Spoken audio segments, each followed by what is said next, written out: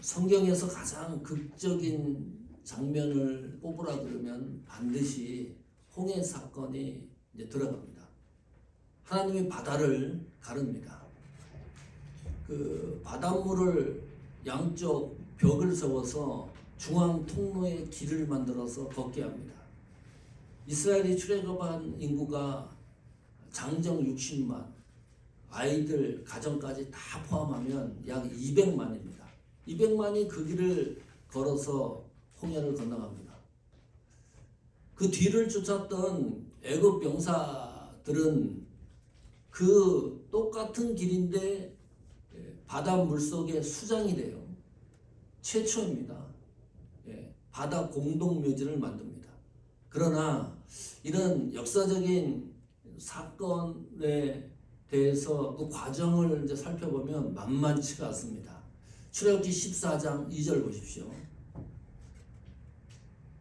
이스라엘 자손에게 명령하여, 같이 한번 읽을까요? 이스라엘 자손에게 명령하여 돌이켜 바다와 먹돌 사이에 비하 히롯 앞 곧 바알스본 맞은편 바닷가에 장막을 치게 하라. 뭔 말이에요? 읽기도 힘듭니다. 믹돌 사이, 비하 히롯, 바알스본, 이 단어들은 어떤 걸 이야기하는 건가요? 지명입니다. 복잡해졌어요. 이 지명을 기억을 하는 것도 힘들고 발음하기도 힘듭니다. 출애굽기 14장 2절을 그러나 꼼꼼히 읽어보면 눈에 들어오는 단어가 있습니다. 돌이켜. 이스라엘 자손에게 명령하여 하나님이 돌이켰다. 이스라엘 이 백성이 한 방향으로 걸어가는데 어느 날 갑자기 하나님이 방향을 전환시킨 겁니다. 이스라엘이 결심해서 다른 방향의 다른 길로 가려고 하는 것이 아니라 하나님이 방향을 갑자기 바꿔놓으신 그런 상황을 묘사를 하고 있습니다. 여기 나오는 지명을 다 기억할 수는 없고 발음하기도 어렵지만 마지막 이스라엘의 정착지는 기억해 놓고 있어야 됩니다. 바알스본 맞은편 바닷가에 장막을 치게 하라. 여기 바닷가는 어떤 바닷가죠? 홍해입니다. 이 과정을 한번 살펴보십시오. 뒤에는 애국 군대가 계속해서 추적해오고 있고 앞에는 홍해 바다가 있습니다.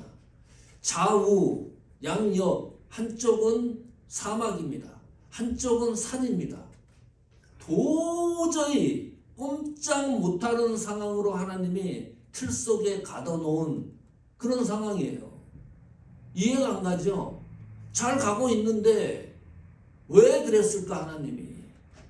이 상황을 이렇게 묘사합니다.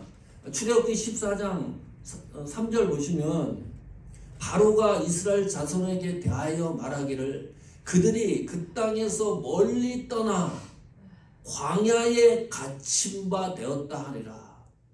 우리가 표현하고 상상한 것과 일치가 돼요. 이 애굽의 왕 바로가 정보를 취득을 했는데 이 이스라엘 출애굽해서 쫓아가는 거예요. 멸절시키려고.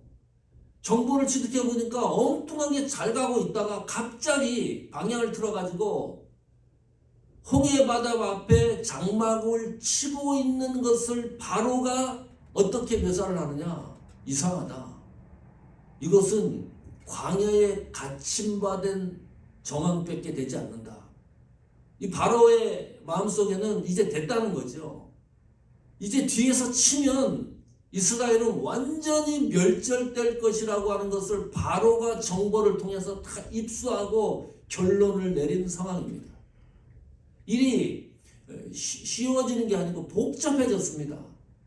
하나님이 왜 이쪽으로 가게 했을까? 이것이 궁금하고요. 이 문제를 이스라엘이 어떻게 해결해 나가는가? 지도자는 또 어떻게 해결해 나가는가? 그리고 결론은 어떤 결론에 도달하는가? 그 과정을 살펴보는 겁니다. 이스라엘의 반응입니다. 출애굽기 14장 10절 같이 읽습니다. 바로가 가까이 올 때에 이스라엘 자손이 눈을 들어본즉 애굽 사람들이 자기들 뒤에 이른지라 이스라엘 자손이 심히 두려워하여 여호와께 부르짖고. 자, 이제 이스라엘이 이 촉감으로 느끼는 거예요. 실제적으로 느끼는 거예요. 눈을 들어서 보니까 아주 가까운 거리에 애국 병사들이 몰리고 있어요. 얼마나 무서웠겠어요. 아픔 바다지, 옆으로 도망도 못 가지, 앞이 캄캄한 상태입니다. 도저히 어찌 말지 모르니까 성경 그대로 심히 두려워했다. 두렵고 떨리는 겁니다.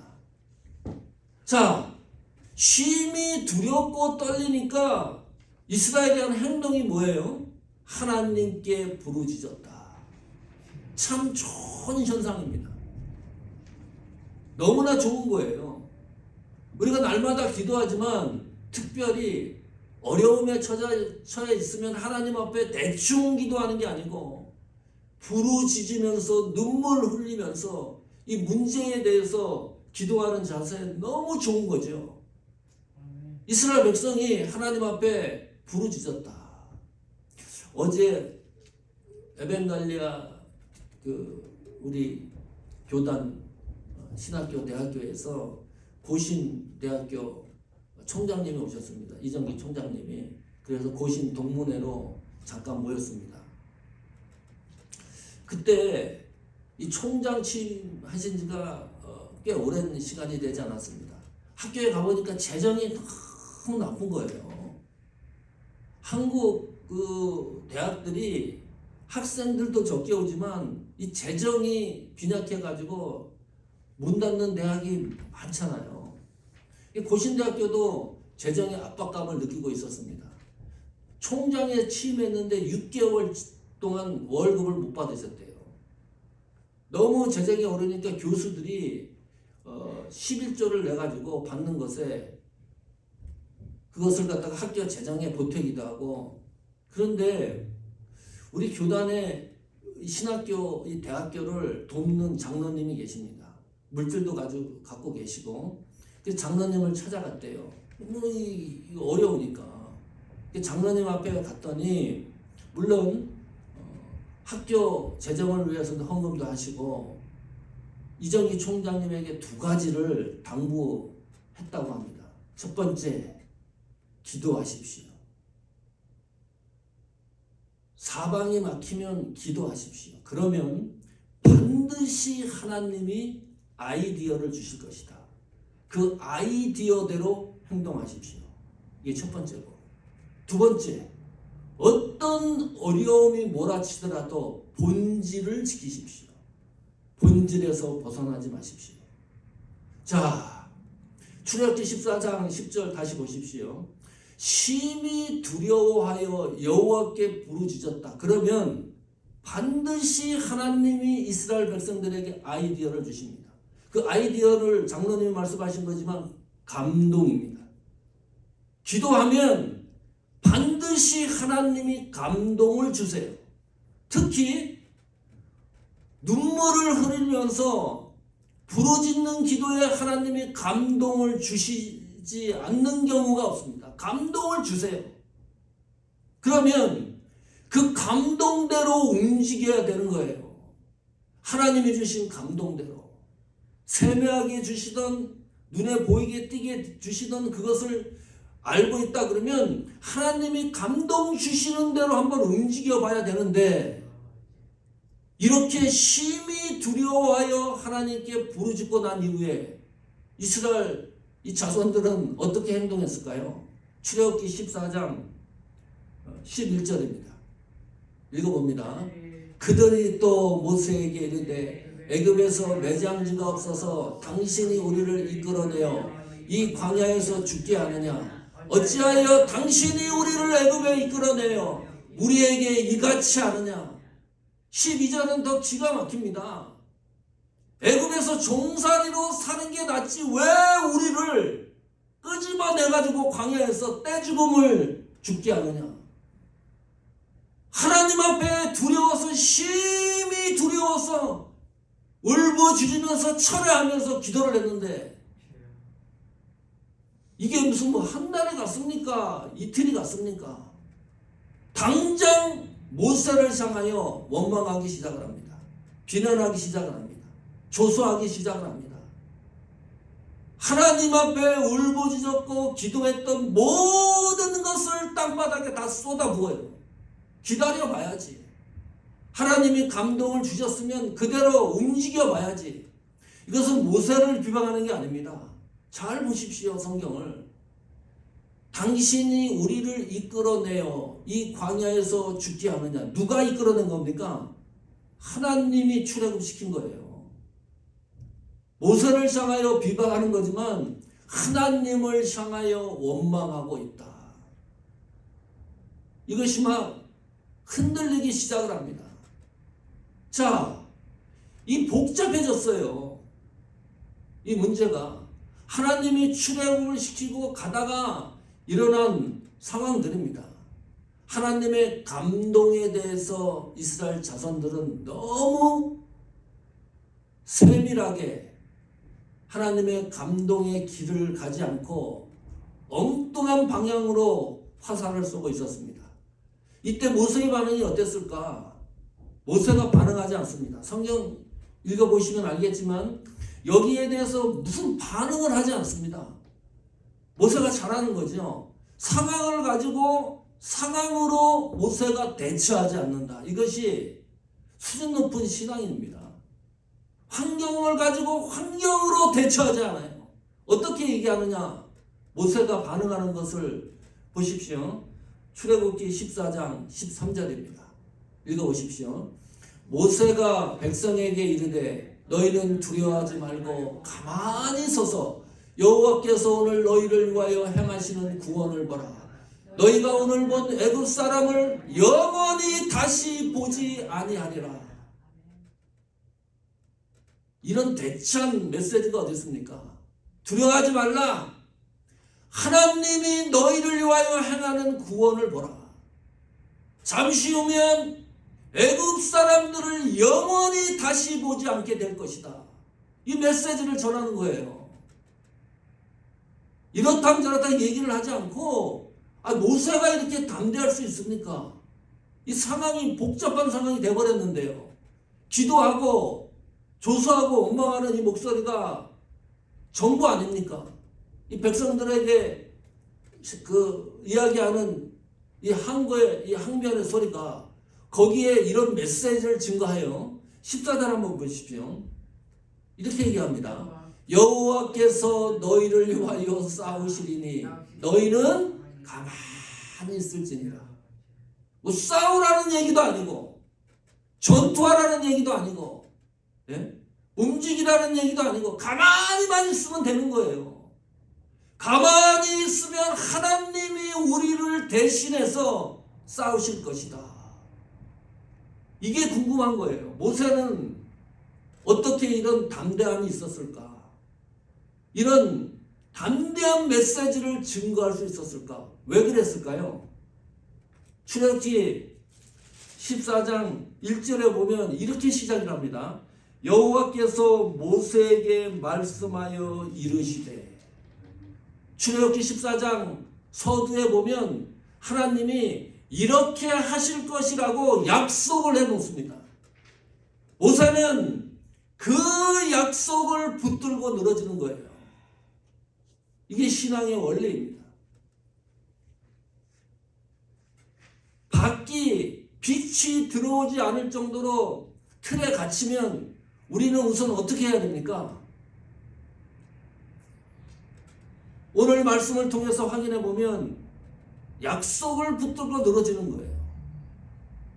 모세가 하나님의 약속을 믿고 확신에 차니까 이런 메시지를 증거할 수밖에 없었다. 자, 그런데 오늘 본문 성경이었어요. 15절로 가봅시다. 여호와께서 모세에게 이르시되 너는 어찌하여 내게 부르짖느냐? 이스라엘 자손에게 명령하여 앞으로 나가게 하고 그랬습니다. 14장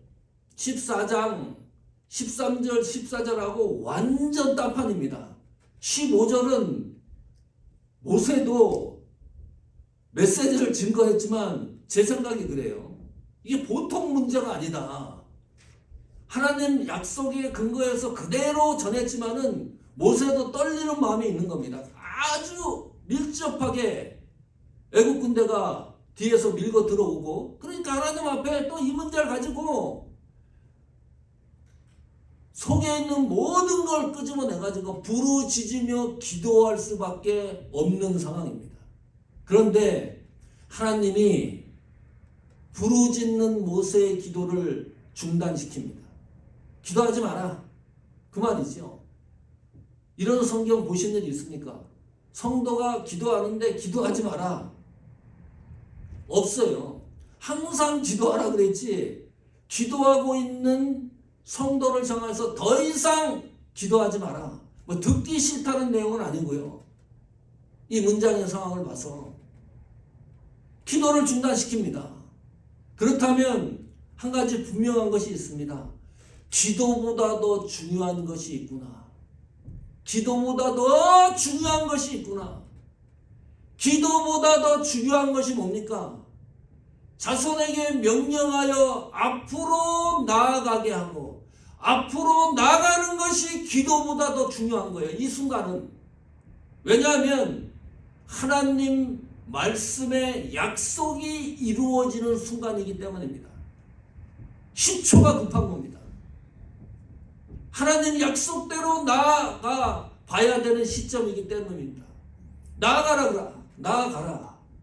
여기 앞으로 나아가라, 이 단어가 주는 의미가 아주 특별합니다. 이 나아가라는 것은요, 군사적 용어입니다. 군대에서 사용되는 용어입니다. 그러니까 반드시 지휘관이 나아가라고 명령을 하면 군인들은 죽을 힘을 다해 앞으로 나갈 수밖에 없는 그런 단어입니다. 그 앞에 벽이 있던 물이 있던 산이 있던 관계가 없습니다. 무조건 나가야 되는 상황입니다. 그것이 나아가게 하고 나가라고 하는 군사적 용어를 성경이 쓰고 있는데, 왜 이런 용어를 쓰고 있는 건가요? 출애굽기 12장 41절입니다. 같이 읽어봅니다. 430년이 끝나는 그날에 여호와의 군대가 다 애굽 땅에서 나왔은즉. 잘 보십시오. 출애굽한 이스라엘의 모든 자손들, 백성들을 하나님이 바라보는 시각은 그냥 단순히 자손 백성이 아닙니다. 군대로 보고 있습니다. 이것도 이해가 안 가죠. 우리가 봤을 때 이스라엘 백성들이 군대의 모형을 갖춘 게 아닙니다. 오합지졸입니다. 그런데 하나님은 그 이스라엘의 자손들을 하나님의 군대로 하나님이 보고 계신다. 하나님의 군대로 대하는 거예요. 여호와의 군대입니다. 놀라운 일이죠. 우리는 아닌데 하나님은 이스라엘을 여호와의 군대로 보고 계신다. 그 이후에 성경에서 곳곳에서 군대식 용어들이 발견됩니다. 하나님이 이스라엘 자손들을 움직이고 나가실 때 군대로 보고 있다. 왜 그랬을까? 이 군대는 전투적이어야 됩니다. 신약식으로 얘기하면 침노하는 사람들입니다. 하나님 나라를 침노하라. 절대절명의 명령이고 절대정명의 지시입니다. 이 광야에서 생존하려고 그러면 다른 방법이 없어요. 전투적인 믿음과 신앙을 가지고 있어야 된다. 우리 세상을 살아가는 우리들도 마찬가지입니다. 신앙과 믿음이 흐지부지하고 엉성엉성하고 그런 게 아닙니다. 이 세상을 살아가기 위해서는 전투적인 신앙과 믿음을 소유해야 이 나라에서 승리할 수 있다. 그냥 대충 믿음이 형성이 되고 그 믿음대로 걸어갈 수밖에 없는 그런 상황을 얘기하지 않는다. 하나님은 이스라엘 자손을 여호와의 군대로 말씀하고 있다. 자, 보십시오. 하나님의 명령을 따르는 사람들입니다. 군대이기 때문에 이제부터 우리는 하나님의 군대입니다. 우리 하나님의 군대는, 하나님의 군사는 반드시 하나님의 명령을 따라가야 되는 존재입니다. 하나님의 명령을 따라가지 않는다면 우리는 여호와의 군사가 아닙니다. 하나님의 군사가 아닙니다. 하나님의 명령이 뭡니까? 하나님의 명령은 약속입니다. 하나님의 약속대로 우리는 움직이는 거예요. 우리가 기도해서 하나님의 약속이 성취된다, 그런 일은 일어나지 않습니다. 내가 헌신하고 봉사하고 어떤 행위를 하기 때문에 하나님의 약속이 이루어지는 것이 아니라, 오늘 말씀을 통해서 확인할 수 있는 것은 그겁니다. 하나님의 약속이 있기 때문에 우리가 기도하는 거예요. 하나님의 약속이 있기 때문에 헌신하고 충성하고 봉사하고 움직이는 겁니다. 이쪽으로 우리 믿음관 신앙관이 쌓여놓지 않으면 이쪽에서는, 지난주도 얘기했잖아요. 팔이 뒷다리에 넘어져가지고 별 볼 일 없는 것 넘어져가지고 은혜를 왕창 쏟아버려요. 네? 그날의 여호와의 군대가 다 애굽 땅에서 나왔은즉 하나님이 우리를 군사로 묘사하고 있다. 군사적 전투적인 신앙으로 승리하시기를 축원합니다. 총 결론을 한번 내볼까요? 출애굽기 14장 14절입니다. 아니, 16절. 읽어봅니다. 지팡이를 들고 손을 바다 위로 내밀어 그것이 갈라지게 하라. 이스라엘 자손이 바다 가운데서 마른 땅으로 행하리라. 나가는 행위입니다. 기도하는 것을 하나님이 중단시키고, 모세가 기도할 때 즉각적으로 하나님이 얼마나 잘 응답해 주셨습니까? 목마르다 그러면 바위에서 물 나오게 하지요. 배고프다 그러면 단백질 보충하라고 며칠하게 보내주지요. 이 모세가 기도할 때 중단하고 한 것은 나가라 그런 겁니다. 나가서 어떤 행위를 하느냐? 지팡이를 들고 손을 바다 위에 내밀어 봤더니 이제 바다가 갈라지는 거예요. 이런 영화도 있었죠. 혹시 이제 보셨나 모르겠네. 한번 보셨을 겁니다. 이런 영화. 모세가 지팡이를 손에 들고서 바다를 갖다가 치면은 바다가 쫙 갈라지는 거. 이게 사실일까요? 네. 홍해바다 갈라지는 게, 아니 지팡이로 바다를 치면은 바다가 갈라지는 게 사실일까? 이거는 사실이라고 믿는 게 아니라 이제 사실인데, 우리는 이제 그렇게 생각을 해요. 바다가 갈라지는 거는 사실이죠. 바다가 갈라지는 건 그렇게 생각을 하는데, 출애굽기 14장 21절 보십시오. 같이 읽습니다. 모세가 바다 위로 손을 내밀어, 이제 여호와께서 큰 동풍이 밤새도록 바닷물을 물러가게 하시니 물이 갈라져 바다가 마른 땅이 된지라. 보충 설명이 났어요. 모세가 지팡이를 들고 바다를 쳤지만 그 즉시에 바다가 갈라진 게 아니고, 그거는 이제 묘사고요. 21절에 이런 역사가 일어나는 거예요. 밤새도록 동풍이 불었다. 그 동풍이 동쪽에서 불어오는 바람입니다. 그 바람의 세기가 얼마나 강한지 바닷물을 갈라놓는 거예요. 그리고 그 중앙에 바다에 길이 생겼는데 땅이 마른 땅이 되었다. 이게 또 두 번 반복합니다. 질척질척한 그런 땅이 아닙니다. 이 차들이 다닐 정도로 완전히 그 아스팔트처럼 그런 길이 생성이 된 겁니다.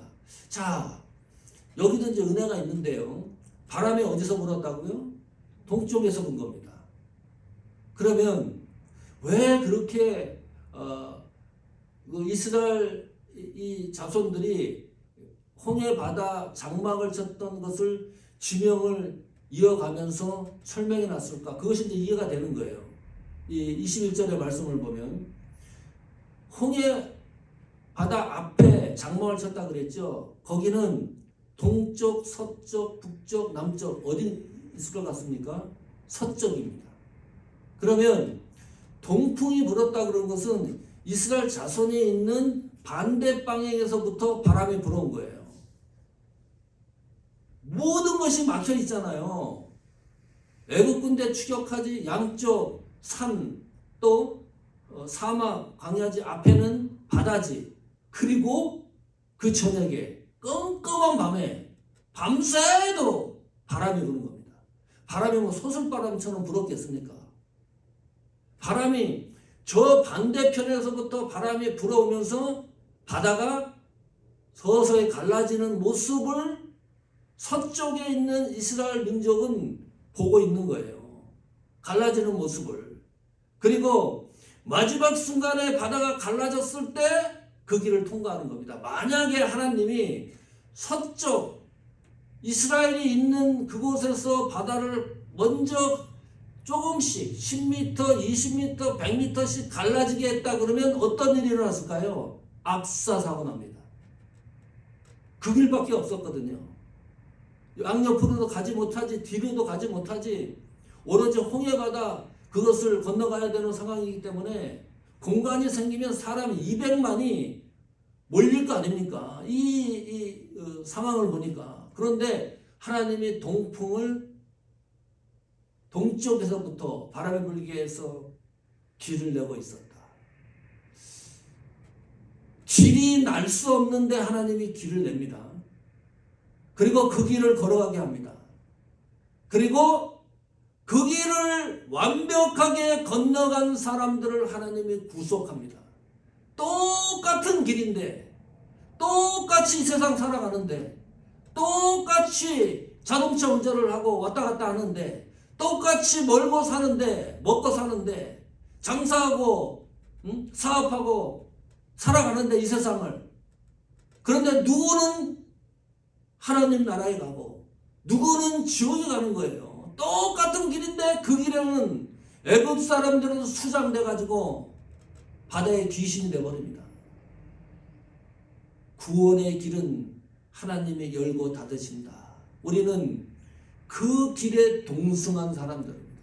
이 생각을 하면 가슴이 뛸 수밖에 없습니다. 감동할 수밖에 없습니다. 하나님이 문을 닫고 여시는 분이시다. 두 번째 17절 보십시오. 결론적으로 내가 애굽 사람들의 마음을 완악하게 할 것인즉 그들이 그 뒤를 따라 들어갈 것이라.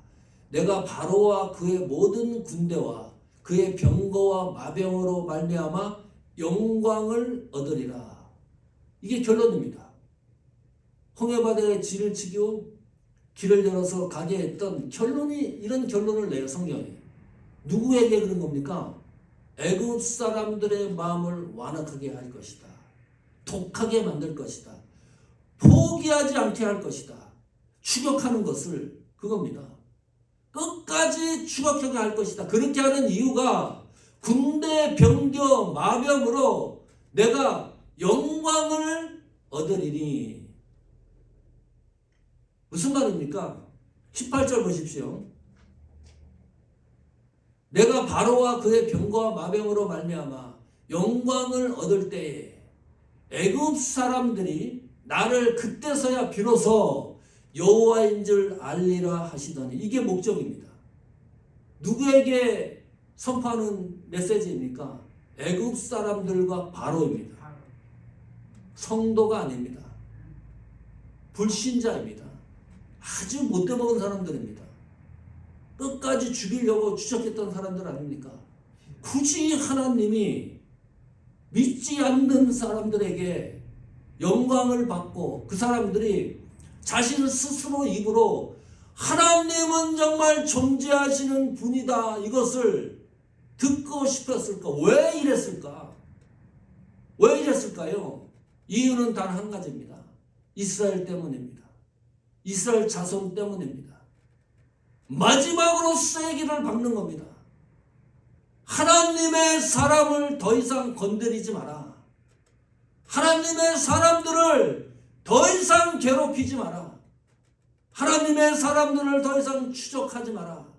그 사람들은 나의 군사고 나의 사람들이다. 그 목적을 위해서 애국 군사 바로들을 몰살시키고 드디어 그 사람들 입에서 하나님의 존재를 나타나게 하기 위해서입니다. 이날 이후로는 방법이 없지요. 하나님이 하시는 일이 묘합니다. 안 믿는 사람을 통해서요, 우리를 세워주신다니까요.